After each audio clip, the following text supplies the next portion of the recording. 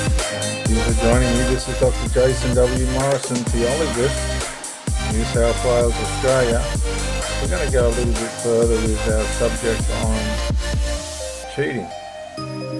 And we're going to hear a little story about a mouse named Laurie. Let's go, guys. I barely even cheated. It's no big deal. No big deal, really. Hey everyone, let me tell you all the story about a mouse named Laurie. Please don't. Laurie was a mouse in a big brown house. She called herself the hoe with the money flow. But fuck that little mouse, 'cause I'm an albatross. Well, everybody's entitled to their opinion, aren't they? One of the things that cheaters don't want to hear or admit is the fact that it causes trauma, hurt, pain. Some people never recover from being cheated on, and it's pretty well this side of it swept under the carpet. And as a matter of fact, in many cases, it's made out to be a joke, but it's not. People get severely harmed, spiritually, psychologically harmed by people that betray them and cheat on them. A lot of people don't know about this or talk about it as much, but being cheated on by a romantic partner can actually lead to trauma. If we emotionally, spiritually, and physically attach to another person and they go behind our back and do something that really questions our trust for them, our brain can actually go into a state of fight, flight, freeze, or appease. So the parts of the brain that recognize fear are fired up all the time. And this could lead to hypervigilance or the inability to trust others and always being on the lookout. So those intense emotions that you have around a relationship where someone cheated on you, they are valid, and there's data to back up what you're experiencing. Oh, and just in case if you didn't know, it wasn't your fault that they cheated on you, and if someone lies to you, that's their problem. Yeah, when you've been cheated on, you do go into hypervigilance. You want to look in their phone. You want to make sure you know where they're at. You want to, it becomes quite a horrible time. You actually become a serial fearmonger. But it's valid. It's because you've been betrayed. It's because this person's lied to you and pulled apart the fabric of the reason why you're with them. So transparency is important, and if somebody's not willing to be transparent, I guarantee they're cheating. And you need to ask them to leave. You need to kick them to the curb. Here's some men who cheat. The harsh truth about cheating.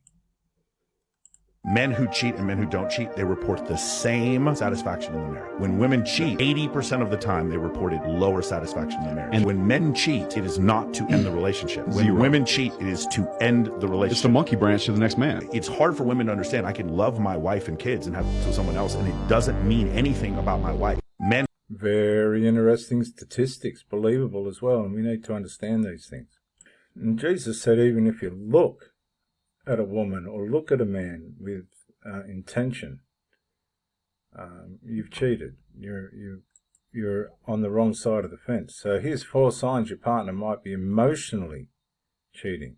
Emotionally. Now, a lot of people don't realize the emotional side of lust and how it all works. There's so many different covert emotional connections that people make, and they're not right. They're harmful, and they're deceptive, and they're destructive, and they're wrong. 4 signs your partner might be emotionally cheating. 4 signs your partner might be emotionally cheating. Number 1, they share things with this person outside of your relationship that they don't share with you, meaning they feel more comfortable with this person than with the person they're in the actual relationship. That's definitely going to lead to cheating. Number 2, they're deleting either text, calls, like call history, or DMs on Instagram. That's a good or one. Maybe it's Snapchat. Number 3, they have someone at work that they talk to a little too often outside of work in weird hours, like after 9 p.m., or just constantly communicating about non-work things.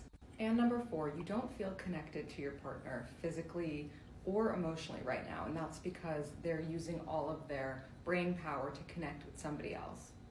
And that's because the connection gets interfered with. It's like a loose earth line on a machine. It'll start playing up. And of course, conscience gets seared. There's all sorts of psychological things that undermine the cheater's ability to hide what they're doing. And unfortunately, they don't realize this, that lust deceives, until it's actually got them hooked. And then, of course, human nature will unravel that and expose it one way or another. It's just how we're made. We're not made to cheat. We were designed to be faithful and loyal like the God that created us. Anybody that loves you wouldn't put themselves in a position to cheat if they love you.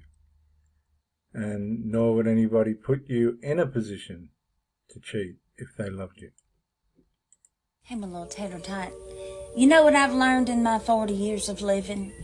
And some of this took me well into my 30s, which is why I'm going to tell you this right now. Anybody who truly loves you, no matter what, will never put themselves in a position to ever lose you. Meaning cheat. You know? See, they don't realize the amount and the extreme trauma that comes behind in a trail of just strictly pain and sorrow, and leaves you with a mind full of distrust, and where you don't even trust the next person that comes in your life.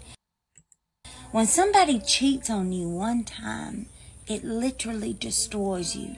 It takes away the person who you used to be. So therefore, when the next person comes along, you're looking at them like they're going to do to you what the last person did. So take some time to heal yourself, honey. You will be all right. It might take you a minute. That person didn't truly love you, honey. And we're all aware of it, but we didn't know it had a title, micro-cheating. What is it and the damage it does? Well, let's have a look at this. Instagram, Facebook, TikTok, all these social media platforms have come out. It is now creating major problems in relationships. Ooh, yeah, she killed this one. Y'all not ready, y'all not ready, y'all not ready. Some of us try to be slick. Some of us try to get away with some of the stuff she's talking about here. I see y'all putting certain people in y'all close friends, trying to avoid your significant other seeing what you really want to post. Micro cheating. Now that term I've never heard of before, but the way she explained it, that shit is real. Again, social media has changed the way that we look at relationships, bro. It's made things a lot harder for the modern day relationship to exist and thrive. Even if you're not initiating physical contact, like she said, hiding things from your significant other, hiding things from certain people so they don't see your significant other, liking inappropriate photos. She said what she said, bro. I'm on board. 5 signs of micro-cheating.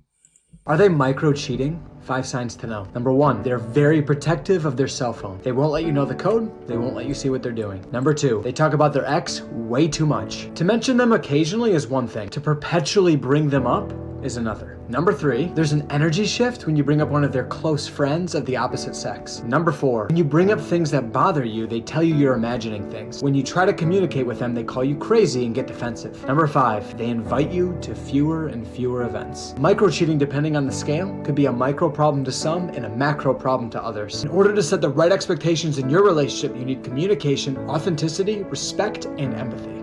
Are they micro-cheating? All ways in which things can unravel, and they unravel very quickly. The grass isn't greener on the other side. That's a fallacy. And it's unfortunate that lust deceives, doesn't it? Lust deceives. This is Dr. Jason W. Morrison, geologist, New South Wales, Australia.